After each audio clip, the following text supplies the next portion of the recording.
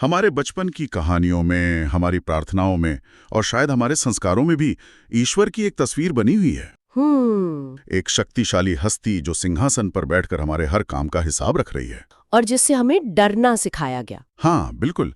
लेकिन फिर कुछ ग्रंथ कहते हैं कि ईश्वर तो प्रेम का सागर है, करुणा का भंडार है, एक पिता की तरह। तो सवाल यही है कि ईश्वर का असली स्वरूप क्या है? क्या वो एक सख्त न्यायाधीश है या एक दयालु पिता? और ये सिर्फ एक दार्शनिक सवाल नहीं है ना? ये हमारे जीने के तरीके को तय करता है। कैसे? देखिए, अगर ईश्वर एक जज है तो हमारा रिश्ता डर और सौदेबाजी का होगा कि मैं पूजा करूंगा ताकि मुझे सजा न मिले। बिल्कुल। लेकिन अगर वो एक पिता है तो रिश्ता प्यार और भरोसे का होगा। तो आज हम इसी दुविधा की गहराई में उतरेंगे। तो चलिए इसी उलझन को सुलझाने की कोशिश करते हैं। स्रोत की शुरुआत ही उसी जानी पहचानी तस्वीर से होती है, हाथ में बही खाता लिए ईश्वर। हाँ, हमें अक्सर कहा जाता है पाप मत करो, भगवान देख रहे हैं, वरना नर्क में जाओगे। ये डर, ये कहीं ना कहीं हमारे अंदर बैठ जाता है और ये डर हमारे और ईश्वर के बीच एक अदृश्य दीवार खड़ी कर देता है। हाँ, जब कोई गलती होती है तो हम उनसे नजरें चुराने लगते हैं, मंदिर जाने से भी कतराते हैं। हमें लगता है कि वो बस तैयार बैठे हैं हमें सजा देने के लिए। यहीं पर सबसे बड़ा विरोधाभास सामने आता है। क्या? जिस ईश्वर को हम प्रेम का सागर या दयालु पिता कहते हैं, क्या उसका स्वभाव एक कठोर दंड देने वाले जैसा हो सकता है? ये बात कुछ हजम नहीं होती। मतलब क्या कोई पिता अपने बच्चे को जानबूझकर आग में जलते हुए देख सकता है? बस यही सवाल, यही इस पूरी चर्चा की नींव है। और इसका जवाब खोजने के लिए स्रोत हमें एक बहुत ही अप्रत्याशित जगह ले जाता है। कहाँ? धर्म ग्रंथों से निकलकर एक मेडिकल लैब में। एक मेडिकल लैब में? मतलब इस आध्यात्मिक सवाल का जवाब विज्ञान में खोजने की कोशिश हुई? हाँ, और ये किसी साधु संत का अनुभव नहीं है, बल्कि एक मेडिकल डॉक्टर हंसा रावल के शोध पर आधारित है। अच्छा।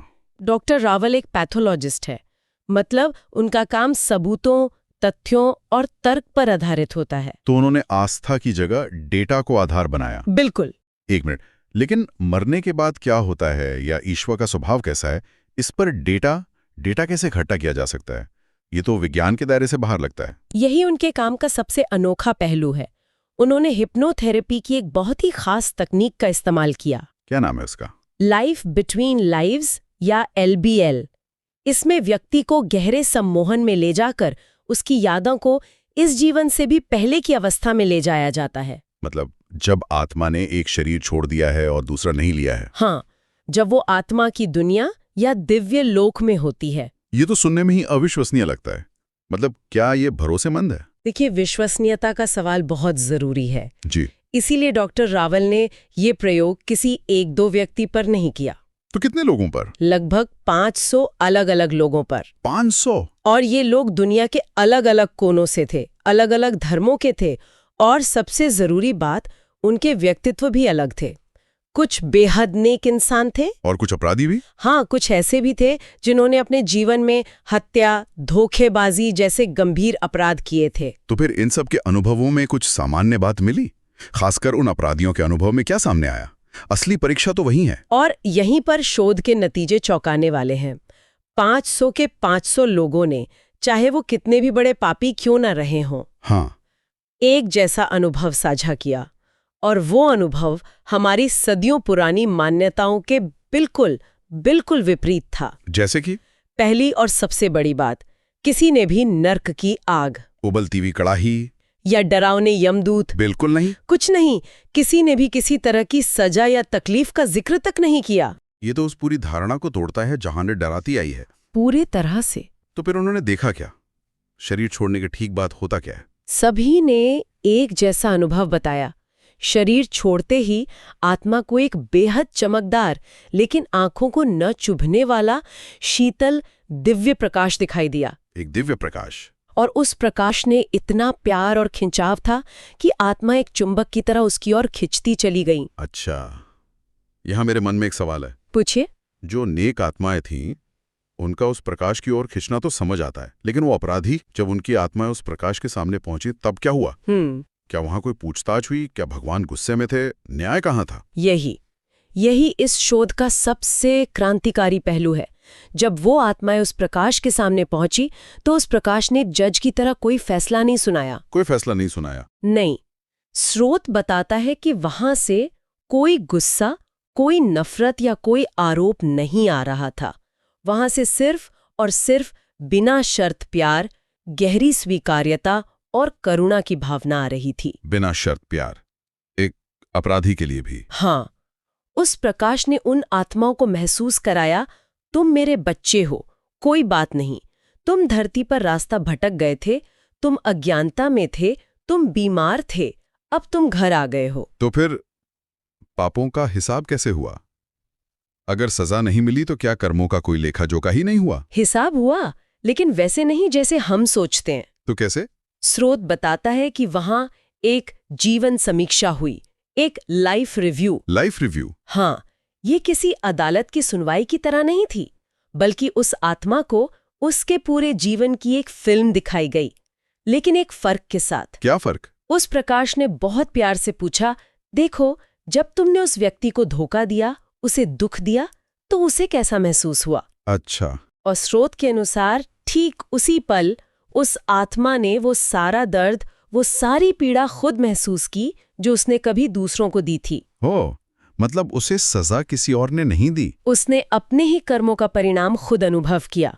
जज कोई और नहीं, आत्मा खुद बनी। और जब उसने दूसरों का दर्द खुद महसूस किया तो उसे गहरी आत्मग्लानि हुई और उसने खुद ही ये फैसला किया कि मुझसे बहुत बड़ी गलती हुई है, मुझे अगला जन्म लेकर इस गलती को सुधारना है। तो सुधार का फैसला भी आत्मा ने खुद लिया, किसी दबाव में नहीं? बिल्कुल। ये शोध तो हमारी सोच की जड़ें हिला देता है। इसका निष्कर्ष तो ये हुआ कि ईश्वर सजा देने वाले नहीं, बल्कि एक सुधारने वाले शिक्षक हैं, या एक मरहम लगाने वाले चिकित्सक हैं। स्रोत यही तर्क देता है कि ईश्वर हमें नर्क में नहीं भेजते, हम अपनी आत्मग्लानि से खुद के लिए नर्क बनाते हैं। सही समझे।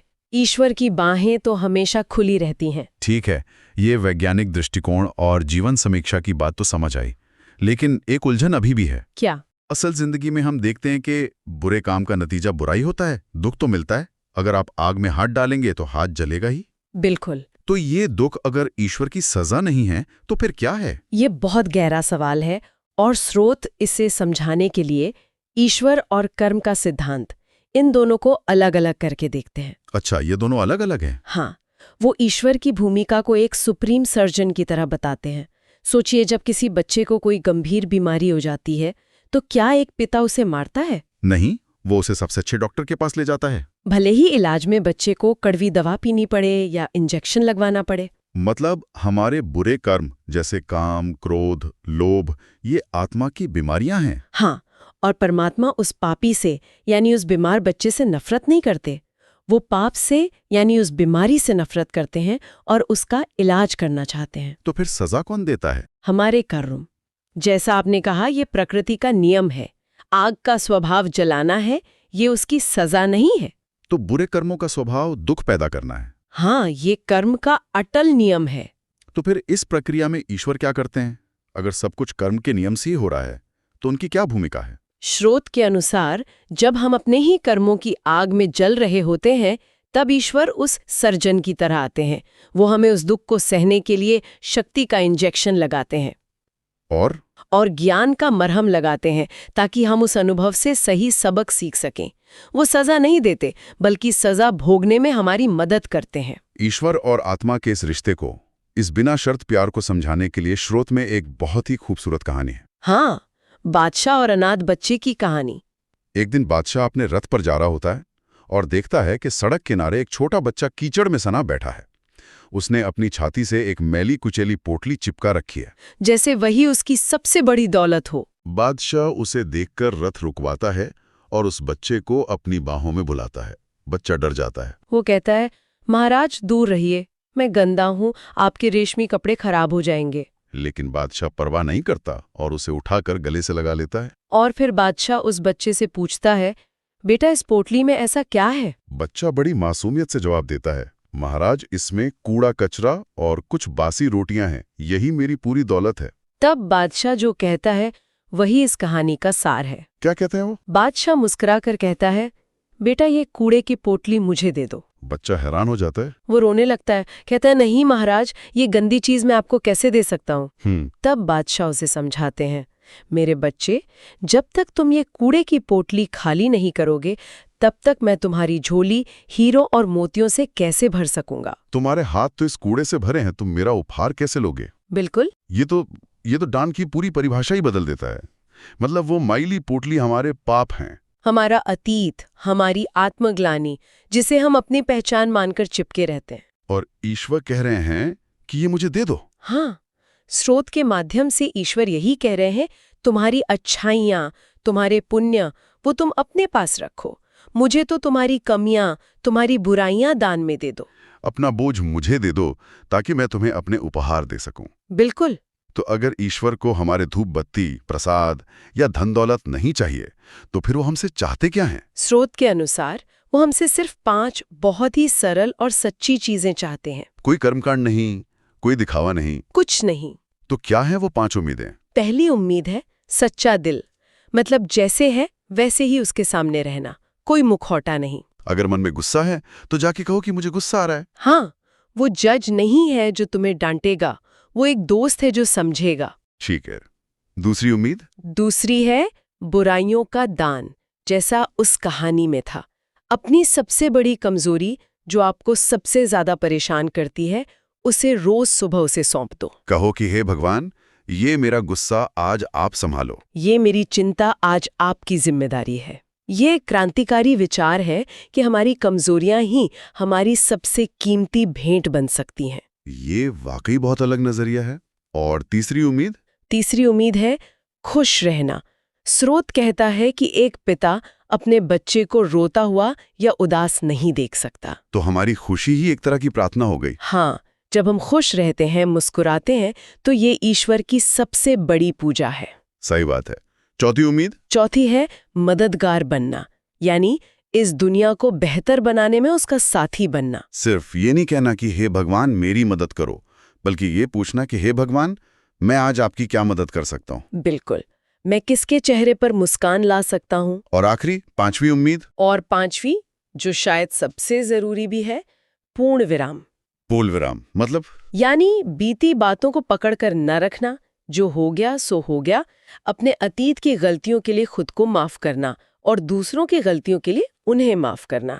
अपने अतीत पर एक फुल स्टॉप लगाना, ताकि हम एक नई शुरुआत कर सकें।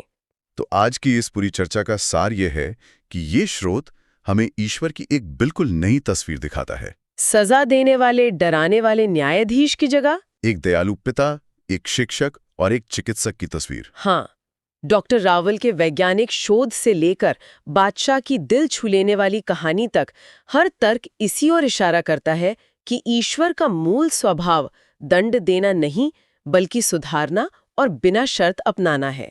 तो असली जज हम खुद हैं। और हमारी आत्मग्लानि ही हमें सुधार की ओर ले जाती है, न कि परमात्मा का डर। स्रोत में ये भी बताया गया है कि जो लोग इस विषय को और गहराई से जानना चाहते हैं, उनके लिए प्रजापिता ब्रह्मा कुमारीज ईश्वरीय विश्वविद्यालय की सेवा केंद्रों का रास्ता सुझाया गया है।